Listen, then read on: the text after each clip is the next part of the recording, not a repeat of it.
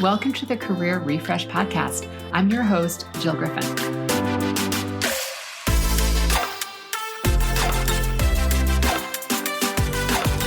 I'm a former media and marketing executive turned career strategist and executive coach. I spent my career working my way up and through the ranks of global organizations and startups, and today I show others how to do the same. Join me each week as we discuss the strategies and actionable steps to leverage your strengths, increase your confidence, and develop your career well-being. Ready? Let's do it.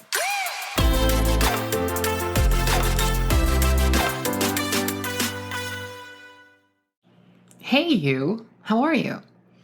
I'm really glad that you're here. And I really appreciate that all of you are showing up each week. You're sending me emails, you're sending me love notes on ratings and reviews, and just reaching out and letting me know that you appreciate this work. So thank you. I really, I appreciate that you're reflecting back to me that this work is helpful. This week, I want to talk to you about something that I've been personally experiencing in hopes that it'll help all of you. It's how to get yourself out of a funk. And lately, things have been feeling really, really heavy. And yes, I'm a coach. I know it's my thoughts and I know it's my thinking. And the continued management of my mind is definitely helping. But sometimes we can't thought work our way out of something. It feels like it's cloying, or like you're stuck in the elevator with someone who has on too much perfume and you're like, ugh. And to be clear, what I'm talking about in this funk is where I'm not talking about clinical depression. For that, I do recommend that you work with a qualified, certified therapist. I'm talking about feeling down, in a funk. Maybe you're sad, maybe you're anxious, maybe you're depressed, you're feeling a little listless. It's sort of a garden variety type of funk. And nothing looks appealing. You can't focus. You might be running the same fear-based thoughts in your head over and over and over. And even though I've been doing this work for over 20 years, I still fall into funks. It's just high tide and low tide. Both happen twice a day. It's not a big deal. It can feel like a big deal. But getting used to the idea that we're going to have highs and we're going to have lows, I don't like it, but at least it helps my mind in the moment. And the beauty today is that I know that when I'm in one, I can usually recognize it within a day or two.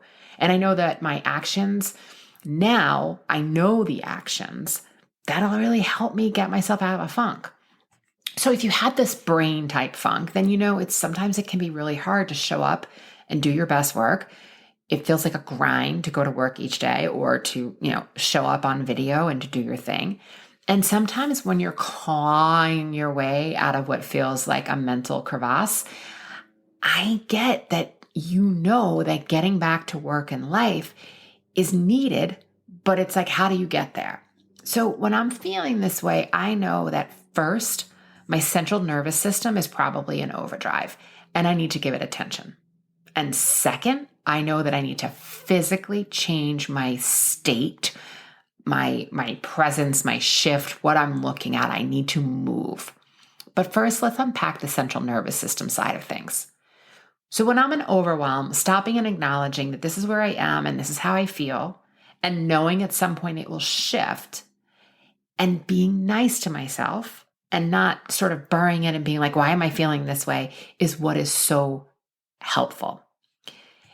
So researchers at NYU have found that daily variability, right? So physical location, anything that you can do, whether you're physically exercising or changing your location, is associated with increased positive effect in humans.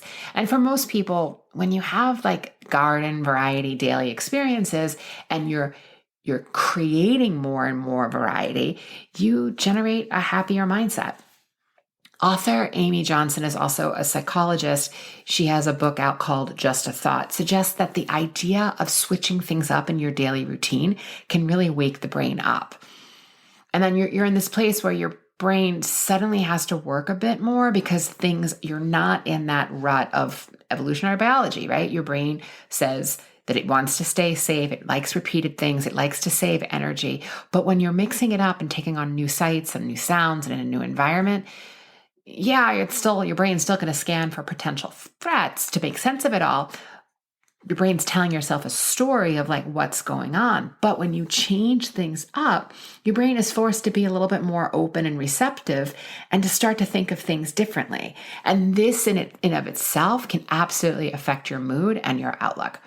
So if you're thinking thoughts that you didn't think yesterday, right? That's a new shift. And this is why something as simple as, switching up the workstation you're at, if you can change if you're in a home office, if there's a way of changing that, or the location in your home where you're working, if you're in a physical office, it's one of the reasons why I would often leave the floor that I worked on and go find another floor so that I could hide and think and just shift things up. That kind of shift can really bring you a burst of creativity. It helps you clear your mind and bring a new perspective. And recently with this funk, I completely tore apart my office.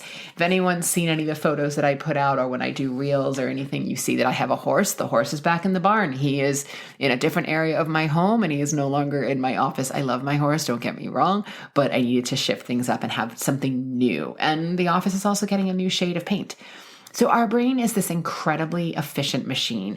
And to be as efficient as possible, it likes to create habits of what it does. It's again, your brain does three things. It seeks pleasure, food, procreation, avoids pain, which is discomfort or arguments with friends, where it used to be running away from animals or fire. Now it's making sure that you're having a collaborative work environment. And then lastly, it wants to reserve and preserve energy. It wants to be efficient, right? Because the brain needs to keep working. And if it's tired all the time, it's not really being efficient. So when you feel like you're on autopilot, that's what this is happening. Our brain is staying in its comfort zone, and nudging its way out of that comfort zone can be a little bit nervous and scary for the brain, but that's what creates, creativity, a new perspective, and shifts your mood. So there are ways of getting out of the comfort zone or the funk, and sometimes shifting that perspective and your state, as in your state of mind, can absolutely shake things up. State of mind is defined as the quality of one's consciousness and as it relates to the outside world, as well as the perception of your inner thoughts and emotions. State of mind includes things like your mood and also your mental state at a certain point of time. So when you're depressed or anxious, or feeling critical or engaged, inspired or determined, those are examples of states of mind.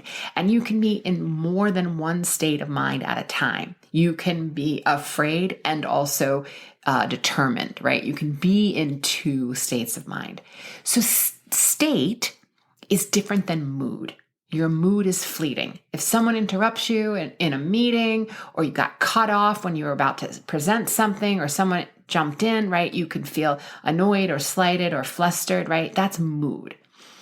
You can also jump on social media and suddenly you're feeling depressed. So even when you go through the entire day, it's still just a bad mood. It's still mood.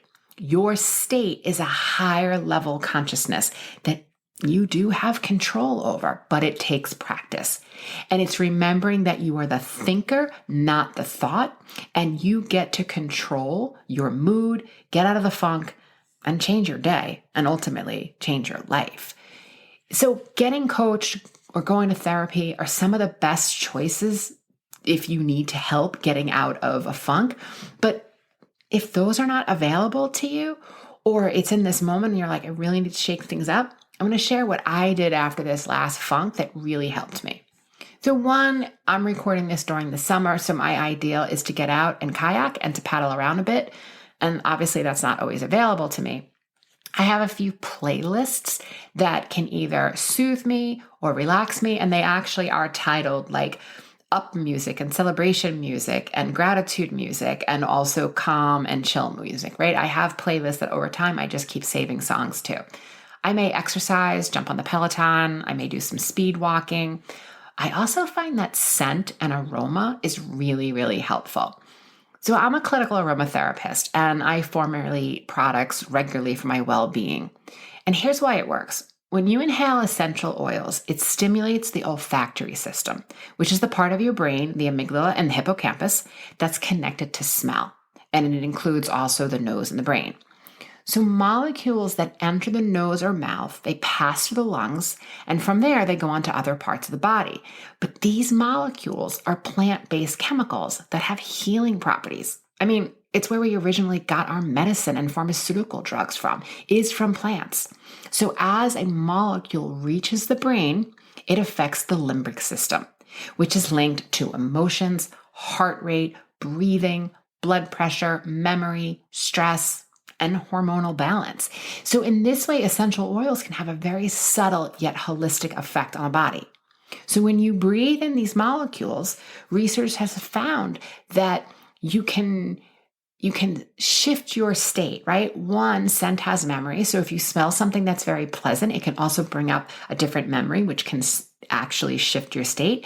And two, if you're breathing in these, volatile molecules that are actually having an impact on your emotions, your heart rate, blood, etc., they help you shift physically, emotionally, and mentally, right? So I create an anti-anxiety formula for myself. And when clients ask for one of clary sage, geranium, Roman chamomile, I also love frankincense and candlewood, silver fir. Did I say candlewood? I meant to say sandalwood, silver fir, cardamom, nard, and fennel. Some of those are my favorite scents to really just shift state. But before I learned how to formulate, I would just inhale right from the bottle. I mean, you can go to your local health food store. They can direct you for some essential oils that you can keep on your person. You can put them on a cotton ball. You can stick them in your pocket. You can, again, inhale right from the bottle. Any of those things. I mean, my desk during the day, I probably have about 2,000 bottles of essential oils. Again, I'm a formulator, but I keep them on my desk during the day, and I'm constantly just giving a little sniff, change state, give energy, any of the things that I've already mentioned. Okay. So one of the other things that I find that works really well, so we have physical exercise, we have, inhalation and scent. And one of the other things that really works well, it is a classic coaching tool called the life wheel. And if you picture a wagon wheel, like an old-fashioned wagon wheel with spokes, each section of the spokes is a different slice of your life that you find important. So whether you're thinking about areas like career, health, diet, community, family, friends, spirituality, relationships, hobbies, fun, recreation, exercise, personal development, finance, all of those areas, you get to choose. You don't have to use all of them by any means. But what I've done in my own practice is I've looked at the sort of the life wheel and the different areas, the different components of your life. And then I thread that through the concept of like, well, how do I drive to my purpose in those areas? And then what's possible for me? So I've adopted that a bit for what I do in my coaching container. And I find that looking at that life wheel and putting it through the lens of action can help me shift really quickly. So it's simple. I might look at one or two areas and then decide, well, what's the immediate or the acceptable goal?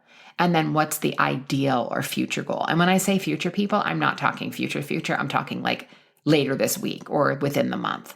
So for instance, in your career, you might say to yourself, all right, the immediate decision that I can do right now is to reach out to a mentor or a colleague for connection and thought leadership, right? So that's immediate. And you can also decide that an ideal goal would be, later this month, I want to make sure I get to at least one in-person networking event.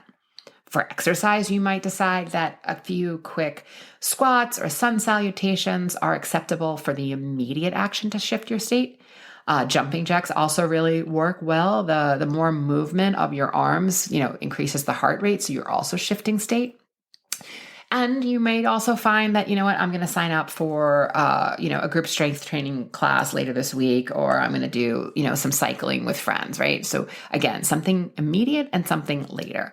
Spirituality, you might find that getting centered, saying a prayer, having a mantra available to you is immediate, and you can tap into that.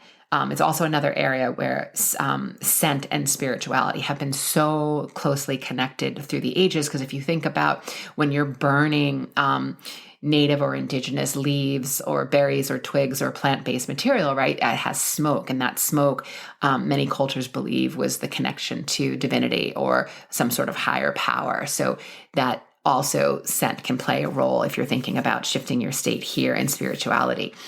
You can also decide you're going to, go to a local church, local temple, a meditation class, right? So there's the immediate thing you can do, and there's the thing that you can do a little bit later. For diet, I know for myself that staying away from sugar and alcohol absolutely helps me stay focused and stay sound. So I might make those choices in the day. And then, throughout the rest of the day, I might ask myself, like, what's the most loving choice I can make for my body, right? So I'm making an immediate choice and I'm making a longer term ideal choice. Relationships, again, call a friend, set up, some sort of gathering or play date later in the week. You get the picture. We can have an opportunity to change state and create action. And I find that this is something that I can do right now. It shifts my state. It shifts the stage in which I'm mentally thinking about. And when I have a plan of action or a goal that I'm working towards, it also gets shifted out of a funk. Look, it's accretion, right? It's lots of little shifts that can eventually add up. And I'm still doing my thought work, but that physical movement really helps shake things up for the brain. And for me, honestly, the most important thing when I get into this state is not to judge myself. There's the funk, and then there's the judgment of the funk. And if I'm beating myself up and questioning, why am I here? And I know better. And why did I do this to myself again? Or the other, sort of spiritual bypassing of like, fake it till you make it, right? It just doesn't work for me anymore. I need to really process what I'm feeling. I need to allow myself the process in a safe way of feeling the grief or the sadness or the anxiety, and then also where possible, change my state. So giving that attention to my central nervous system and finding, some of the things I shared today really helped me get out of the last funk. But listen, it took me a couple of weeks, and I do this for a living. So I know eventually that low tide is going to happen again, and that's okay. I'll be in a funk, but I have tools and I know how to get myself out of it. And knowing that it's normal and that I can make this shift at any time really helps me when I go into it to understand that, like, this is just where I am, and it's a little bit intense, or it may not be as intense this day, but I'm actually looking at it on a day to day. So my friends, I would love to hear what you do to get out of your funk. I'm going to drop my email in the show notes, so you can shoot me an email or definitely get me on LinkedIn or Instagram. I would love to hear from you, because let's help each other, okay? All right, my friends, have a beautiful week, and I'll see you next time.